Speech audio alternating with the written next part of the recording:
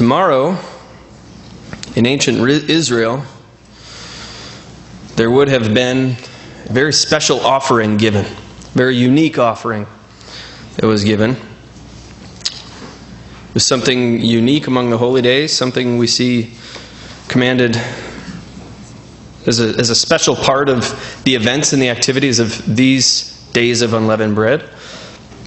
It's easy to sort of read over it because when we read about the offerings, we tend to sort of get a little bogged down in this animal in this style, cut up in this way with these things and this measure of this grain and this measure of this and this and this. And it can get a little overwhelming. And so sometimes when we get to these offerings, we go, oh, and there was an offering.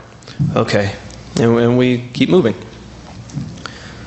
Also, we recognize that the offerings all pointed very specifically toward Jesus Christ in various different ways, right? And we see from New Testament example, we're not going to go into the scriptures, but we see from New Testament example how Jesus Christ has fulfilled those offerings, making them unnecessary for New Covenant Christians to come and bring.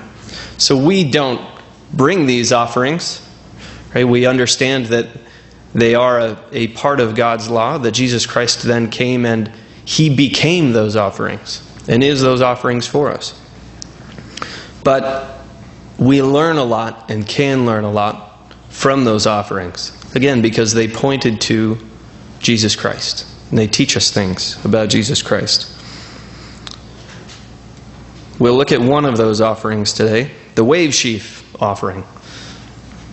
The wave sheaf was offered, again, like I said, it would have been tomorrow. It'd be tomorrow, the Sunday after the Sabbath, during the days of unleavened bread. Let's turn over to Leviticus 23, and we'll see exactly where it's commanded.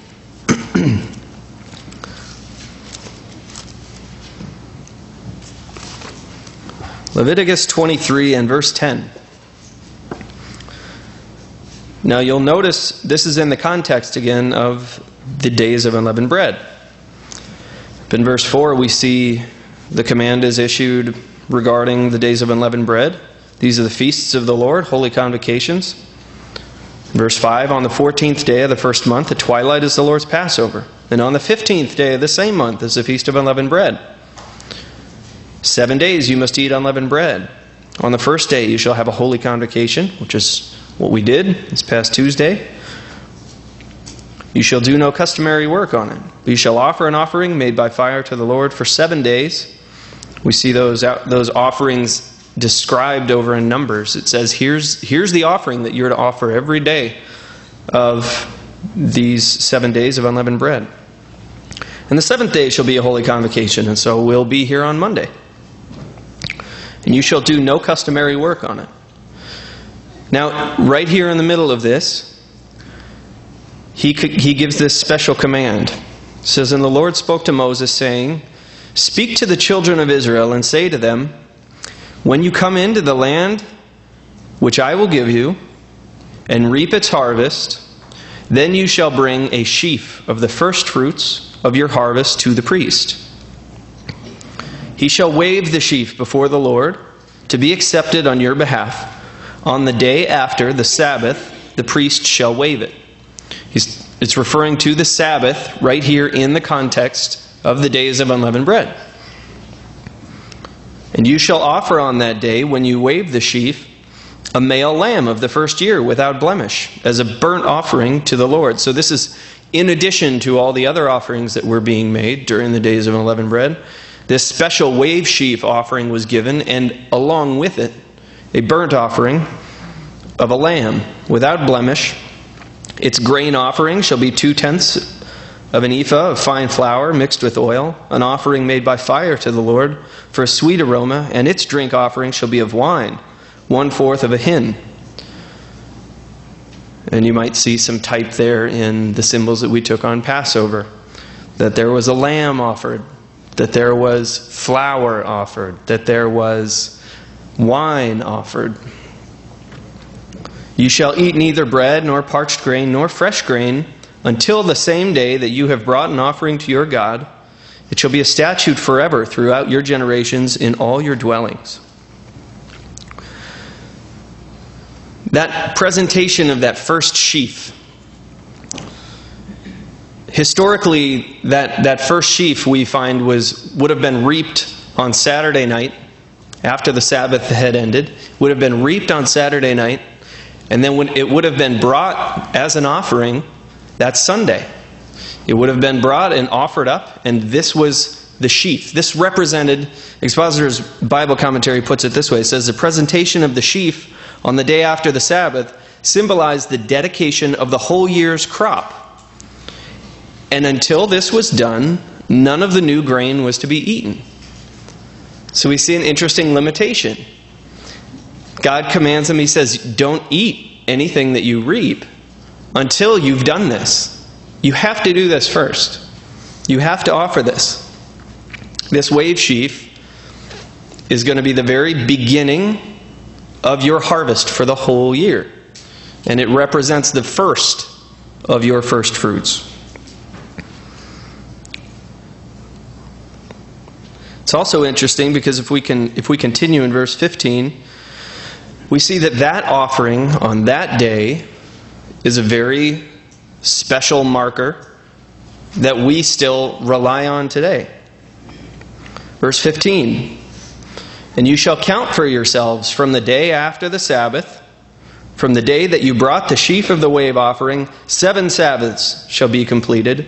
Count 50 days to the day after the 7th Sabbath. Then you shall offer a new grain offering to the Lord. And we see that it outlines the Feast of Pentecost. So it's very specific that offering, that wave sheaf offering, is the day that begins the count to Pentecost. We start counting to the next festival based on that offering, on that day. And again, there's a reason for that. We'll go into that and we'll look at that. But it begins a count. It's very specific in how it outlines that count. It gives us the exact number of days. We even see some nuances clarified for us. There's been the question in the past, well, what happens? What happens if the days of unleavened bread start on a Sunday and they end on a Sabbath? Then when is that wave sheaf offering offered? There's a lot of information on this. There's a lot of study and a lot of research. There's a lot of conflicting opinion, but we feel we get a very, very clear picture and a very clear answer to this over in the book of Joshua. Turn over there.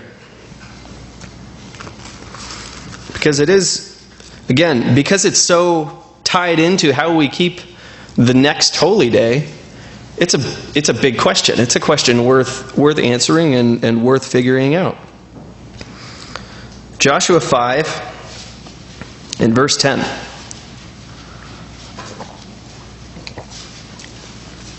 If you look at the headings in your Bible, you'll look in Joshua 3, you might see something in mine that says Israel crosses the Jordan.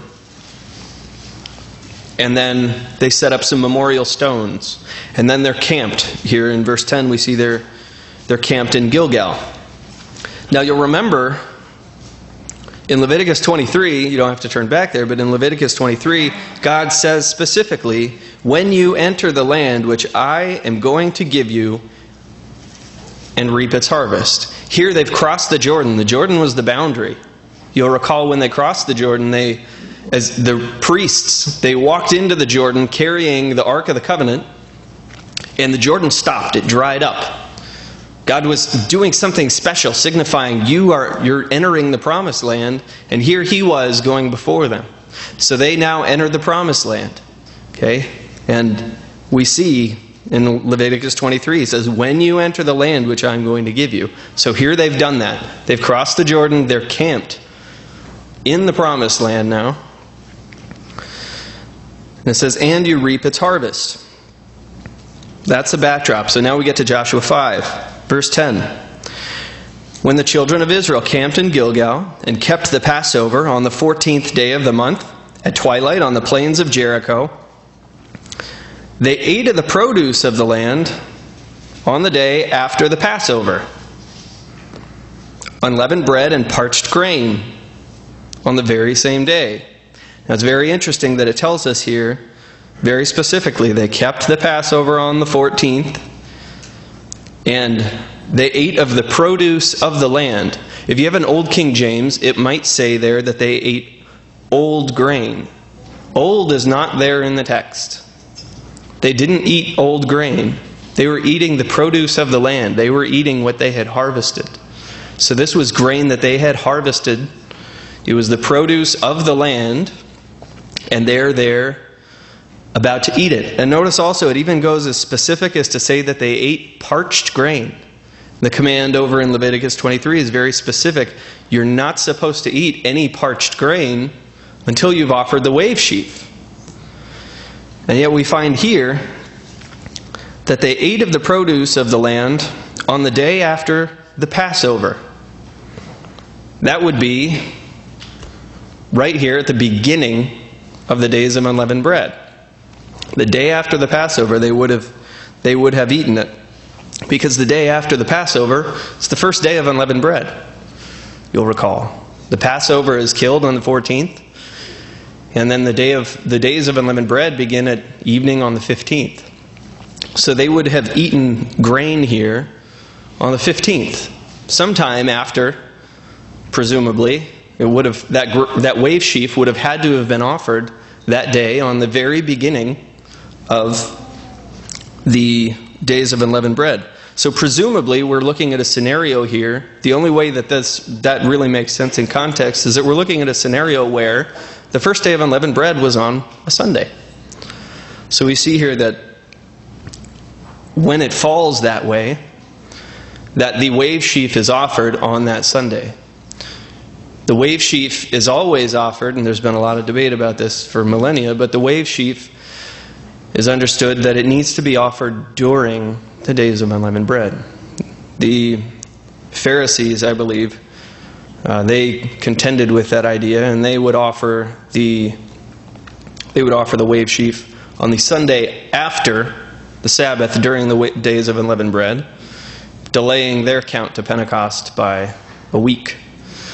But as we understand it here, and as we've understood it from the Scriptures, and again, we have a study paper on Pentecost observance if you want to dig into it more.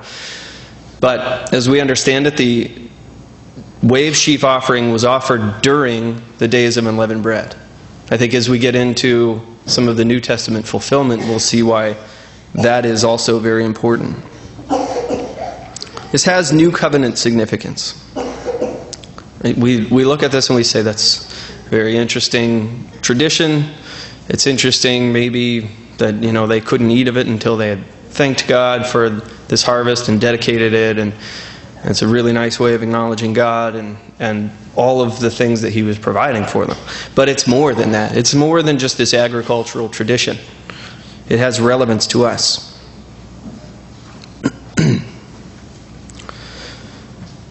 We see in Leviticus where it refers to the sheaf of the first fruits of your harvest.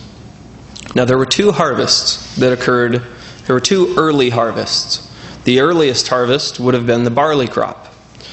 The barley, it grows and is ready early and first. There's a second crop in the spring of wheat.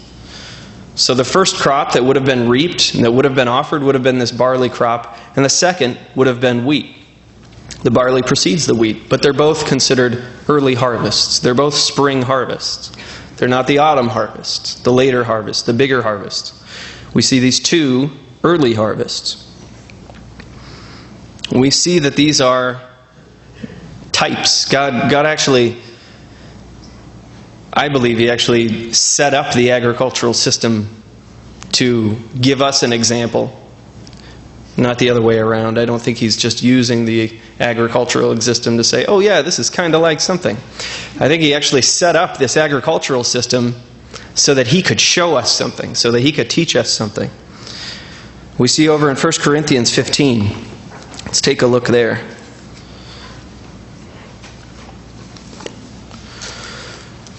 Over in 1 Corinthians 15, And in verse 20,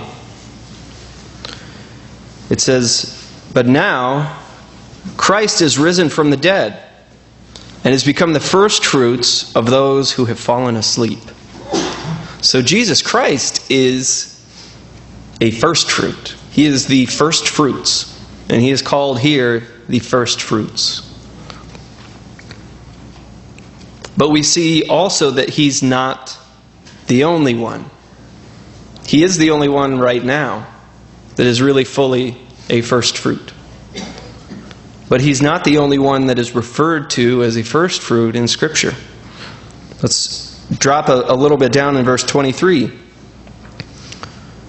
Well, verse 22, "As in Adam all die, even so in Christ all shall be made alive." Verse 23, "But each one in his own order. Christ, the first fruits." So Christ is the first fruits. "And afterward, those who are Christ's at his coming." Let's turn over to Revelation 14, because we see something very interesting about the reference at that point. So Christ at his coming will be resurrected, Paul is telling us. But then over in Revelation 14, we see the fulfillment of that event described. Revelation 14 and verse 4. "These are the ones..." So this is back in verse 1. "I looked, and behold a Lamb standing on Mount Zion, with him 144,000 having his Father's name written on their foreheads." Verse 4.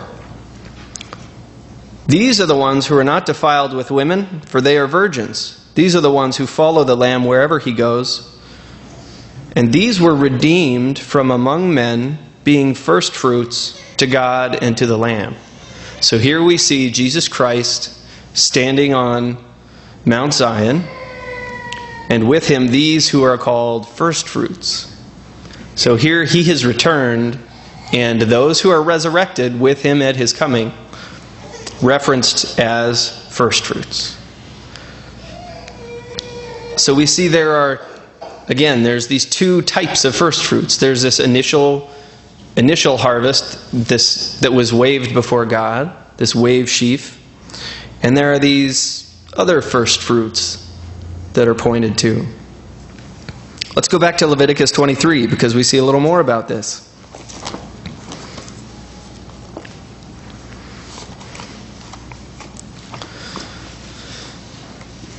You might say, all right, well, that's a little dicey. Maybe you're trying to stretch some things here, and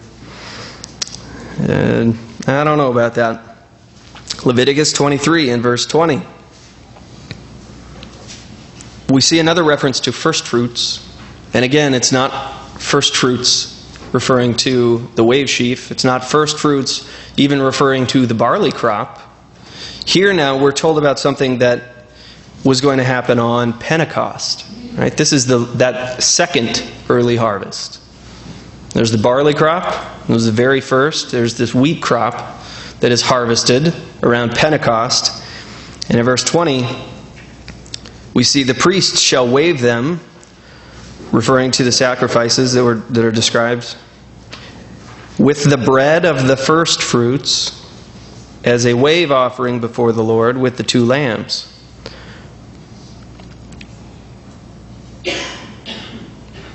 Go back to verse 17. "You shall bring from your dwellings 2 wave loaves of 2/10 of an ephah. They shall be of fine flour, and they shall be baked with leaven. They are the first fruits to the Lord." So this is on Pentecost. There are these loaves that are now made out of wheat, that are baked, that are leavened, that are very different from that initial wave sheaf, yet still they're first fruits. They're part of this early harvest, and they're referred to here as first fruits. And again, this is in the context of Pentecost. Pentecost, which we know points to the church and to those who would be a part of that harvest at his return. So we see first fruits referring both to Jesus Christ, the first of the first fruits, and to the church. This is why we sometimes refer to Jesus Christ as the first of the first fruits, because there are sort of these two sets of first fruits that we like to talk about: Jesus Christ and his first fruits. But we see here the type now starting to get clearer. Jesus Christ, that wave sheaf offering, had to be accepted by God before any of the rest of it could. Before any of the rest of it would even be harvested. Before any of the rest of it could be consumed, could be used. Jesus Christ had to be accepted first before we could then be accepted as well, before we could be acceptable, before we could be looked at and considered as first fruits. So that's the symbolism that we start to see here. Now I want to look at the New Testament timeline a little bit. So we'll start turning over to Matthew 26.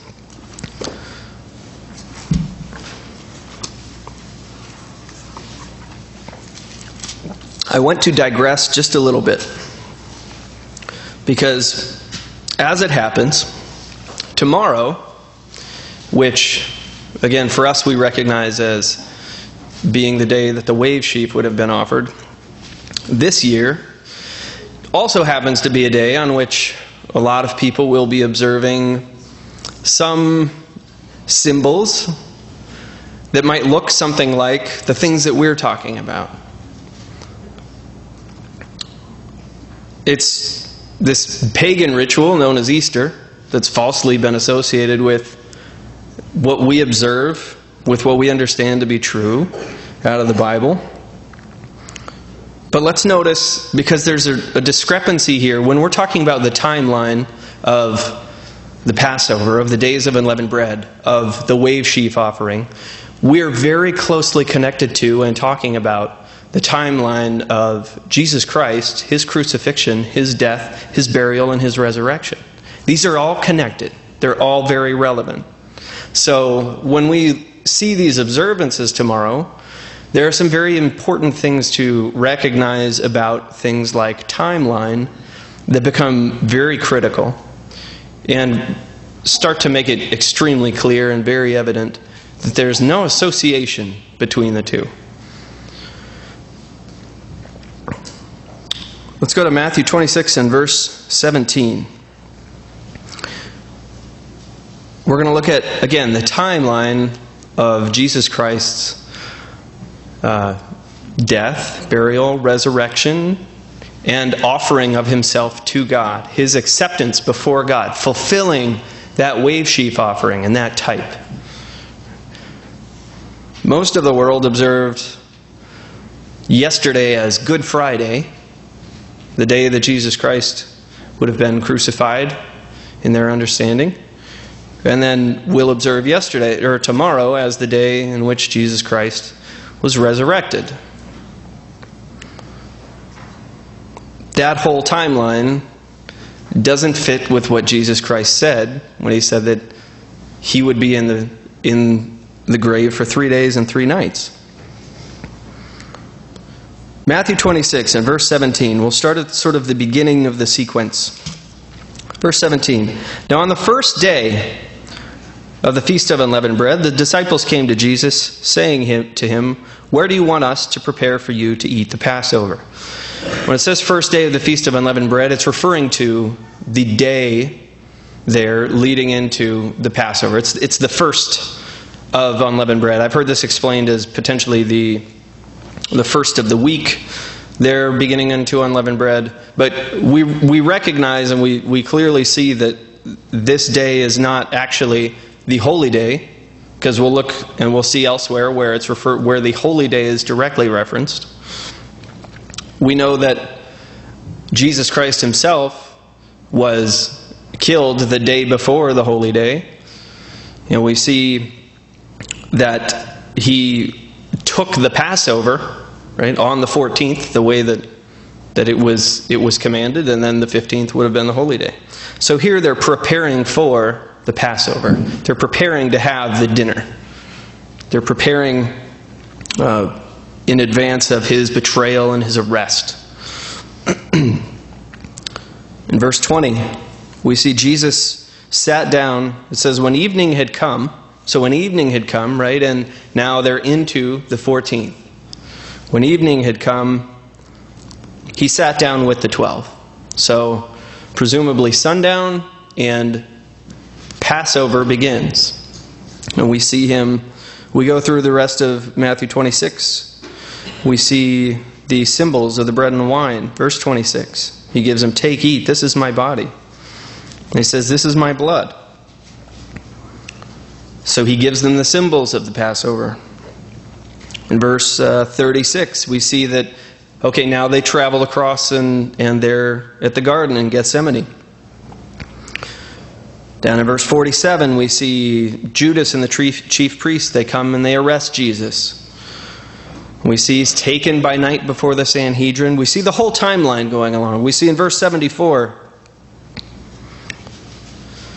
it says that this is where Peter has denied Jesus Christ 3 times. And immediately a rooster crowed. So we know we're getting on toward morning here.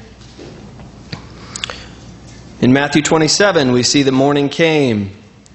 And Jesus faces Pilate.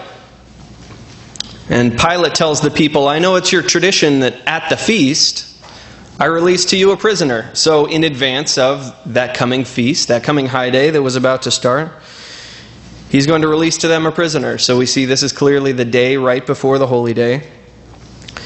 And in Matthew 27 and verse 35, we see that this is the day that they crucified him and divided his garments. So here we see Jesus Christ offered and crucified on Passover day. So he'd kept the Passover in the evening after sundown with his disciples, and Passover day he goes through his trial and his scourging, and he's crucified. Here's where the timeline gets very interesting and sometimes confused. Let's go over to John chapter 19. John chapter 19 and verse 31. Here's where we see this is in advance of the holy day. John 19, verse 31. Therefore, because it was the preparation day, that the bodies should not remain on the cross on the Sabbath, for that Sabbath was a high day, the Jews asked Pilate that their legs might be broken and that they might be taken away. So here, Jesus Christ is still on the cross. They're getting toward the end of the day, and the Jews ask that they take these guys down off of this cross because we don't want people on the cross on our high day. And John makes it very explicit. He says that Sabbath was a high day. You'll see in other scriptures here, it's referring to Sabbaths. And sometimes it's all lumped into and confused to be one Sabbath. But here John makes very clear that Sabbath was a high day, which is it's the sequence that you're used to. It's the sequence we have Passover, we have our night to be much observed, and the following day we come and we have a high day. We're all here and we celebrate that first day of unleavened bread. That's what they're preparing for. So there, that preparation day was in advance of the first day of unleavened bread. Let's go over to Luke 23. We'll get a little more of the timeline here.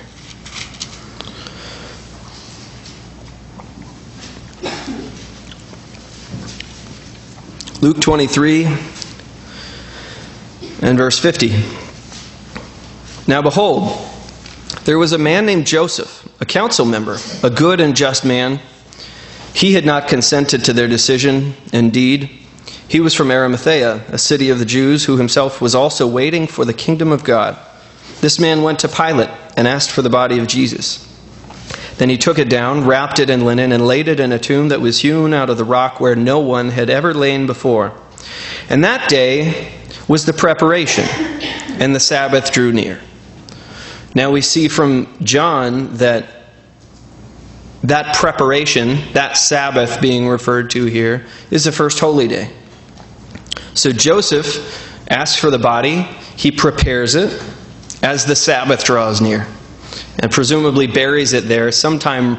His timeline is pretty compressed, and he's got to prepare the body and get it buried in this new tomb just before sundown. Continuing then in verse 55. And the women who had come with him from Galilee followed after, and they observed the tomb and how his body was laid. Then they returned and prepared spices and fragrant oils. And they rested on the Sabbath according to the commandment. Now, we'll compare this over to what we read over in Mark 16. And you'll find that there's a little bit of nuance to the timeline that Luke gives here in verse 56. Hold your finger there in Luke. And let's turn over to Mark 16 and verse 1.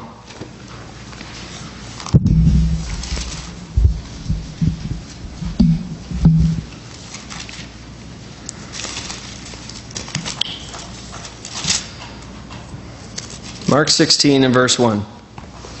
Stay with me because this gets a little bit confusing, but it actually becomes very clear once we understand what's being said. Mark 16 and verse 1. Now when the Sabbath was past, Mary Magdalene, Mary the mother of James, and Salome brought spices that they might come and anoint him. Very early in the morning, on the first day of the week, they came to the tomb when the sun had risen. And they said among themselves, "Who will roll away the stone from the door of the tomb for us?" But when they looked up, they saw that the stone had been rolled away, for it was very large. So we see here the ladies have come to the tomb with these spices that they've prepared. And they are there before sunrise on Sunday. And Jesus Christ has already gone. They've already missed him. Right? They get there before sunrise on Sabbath or on Sunday, and Jesus Christ is not there. He's nowhere to be seen. Now, from Mark, we see that the women rested on the Sabbath, the high day, before buying spices. Let's read that again. Now, when the Sabbath was past, Mary Magdalene, Mary the mother of James, and Salome bought spices that they might come and anoint him. Now, if you think of that as referring to the Sabbath, the weekly Sabbath, it would be very interesting for them to be able to wait until after sundown on a Sabbath and go out and buy spices and then come very early on Sunday and anoint his body. But what we see is that the women rested on the Sabbath before buying spices. From Luke, we see that the women prepared the spices and the oils before the Sabbath. Let's read that. Verse 56 of Luke 23 says, "Then they returned and prepared spices and fragrant oils, and they rested on the Sabbath according to the commandment." Now, if you try to make that Sabbath reference, if you try to make those Sabbath references into one, to both refer to the weekly Sabbath, then you're in a little bit of a bind, because it looks like they prepared the fragrant oils, they rested on the Sabbath, and then they bought them. You can't really do that. So what we see is that the women rested on the Sabbath, the high day, that first holy day. They rested on the Sabbath, and then they bought spices, and they prepared them. So in Luke 23, it says they returned and prepared spices and fragrant oils, and they rested on the Sabbath according to the commandment. They prepared the spices and the oils that day before the Sabbath, and then after the Sabbath, they went to the tomb very early on Sunday. And again, the women arrived at the tomb before sunrise, and Jesus was already not there. So here's the timeline that fits the description that we see here from all of the Gospels when you start looking at all of them and see how it's described. The year that fits this is 31 AD. That's historically where the church has always placed these events, is 31 AD. And when you look at the days there, what you find is that it would have been Tuesday, April 10th, at sundown, is when the Passover would begin. So what we would think of as Tuesday night, Jesus Christ and his disciples would go and they would prepare the Passover meal and they would eat. He would introduce these new symbols, this foot washing. There's all of this that was done. And that would have been what we think of as Tuesday night, April 10th, 31 AD. Jesus Christ was up all night. He was tried, he was flogged, he was beaten. On Wednesday, April 11th, sometime before sundown, he would have died and he would have been buried. Wednesday, April 11th, then, there at sundown, began that first holy day, that Sabbath, that preparation, the high day. Thursday, April 11th, at sundown,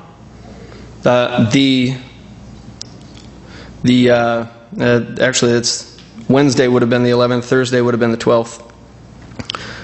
Thursday the 12th at sundown, the high day ends.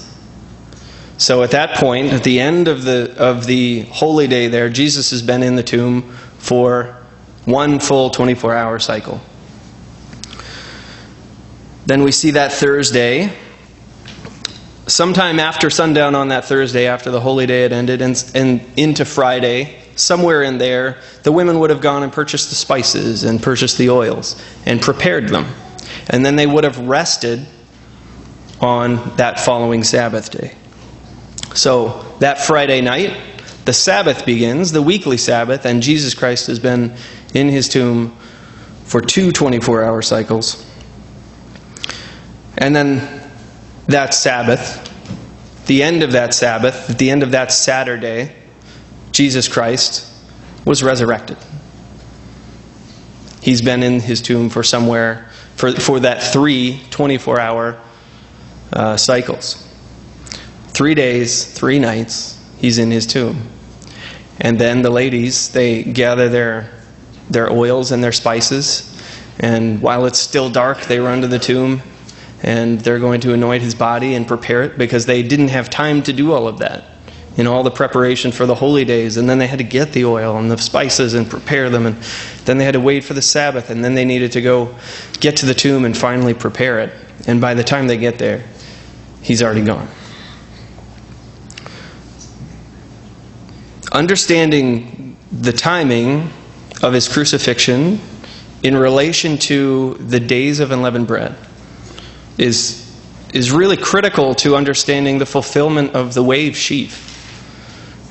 When you look and you recognize that he was crucified and buried during the days of unleavened bread, and that he was resurrected, and that he was presented before God during the days of unleavened bread, and you see that this wave sheaf offering happens here in the middle of the days of unleavened bread, you connect these two, and the meaning becomes all that much more evident.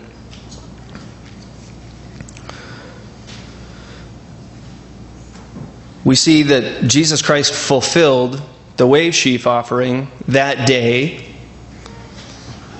after he was resurrected. That same day that the priests would have been offering a wave sheaf offering, that Sunday in ancient Israel, we see Jesus Christ is resurrected and returns to his Father. Let's go over to John 20.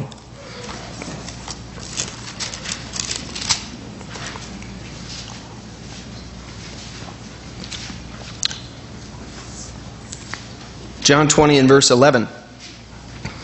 Mary stood outside the tomb weeping, and as she wept, she stooped down and looked into the tomb. And she saw 2 angels in white, sitting, one at the head and the other at the feet, where the body of Jesus had lain. And they said to her, "Woman, why are you weeping?" And she said to them, "Because they have taken away my Lord, and I do not know where they have laid him." Now when she had said this, she turned around and saw Jesus standing there, and did not know that it was Jesus. Jesus said to her, "Woman, why are you weeping? Whom are you seeking?" And she, supposing him to be the gardener, said to him, "Sir, if you have carried him away, tell me where you have laid him, and I will take him away." Jesus said to her, "Mary." And she turned and said to him, "Rabboni," which is to say, teacher. And Jesus said to her, "Do not cling to me, for I have not yet ascended to my Father." Here we see at that point, presumably this is still early in the morning, because she's still hanging out there by the tomb, very upset.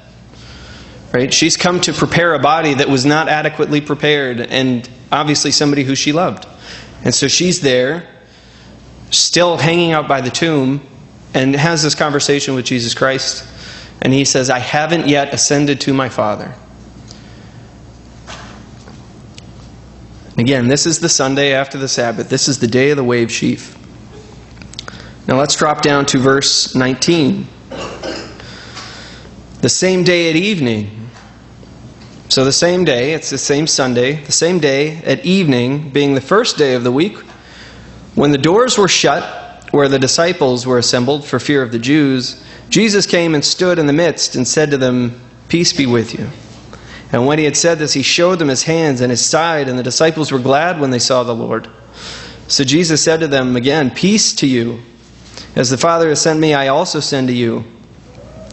And so here we see him interacting with his disciples. Elsewhere we see examples where he lets them touch him. We see him more involved. Right? It's not the way that he's talking to Mary of, don't cling to me, I haven't ascended to my Father. Here we get the sense that he has ascended to his Father. He's ascended to his Father and been received. Back in verse 17, we see what that means.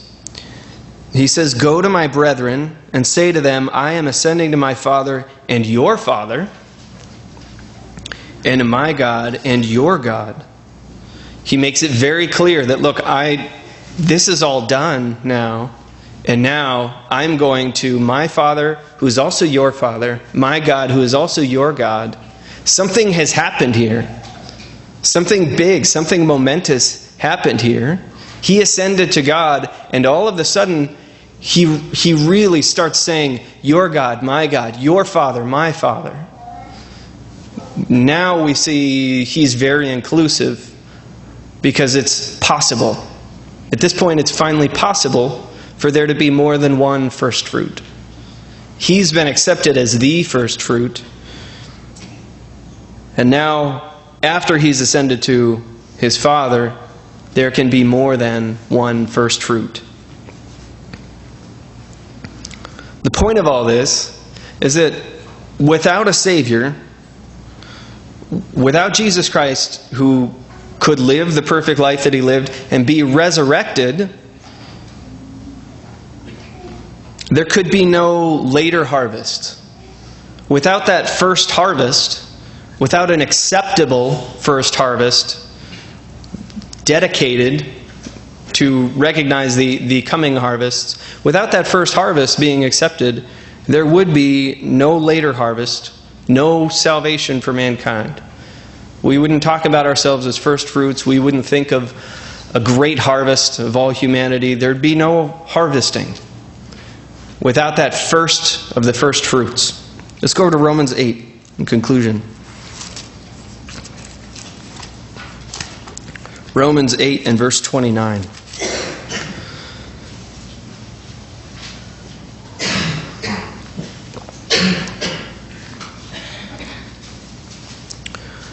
Romans 8, verse 29 says, For whom he foreknew, he also predestined to be conformed to the image of his Son, that he, Jesus Christ, might be the firstborn among many brethren.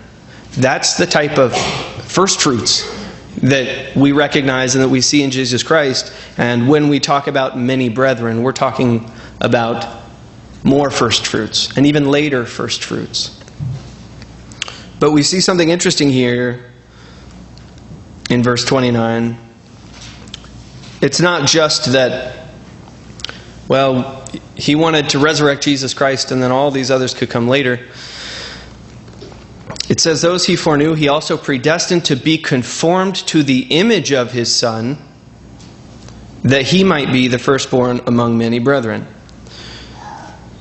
If we're going to become the first fruits, if we're going to become part of those many brethren that are being described here, we have to be conformed to the image of the first fruit.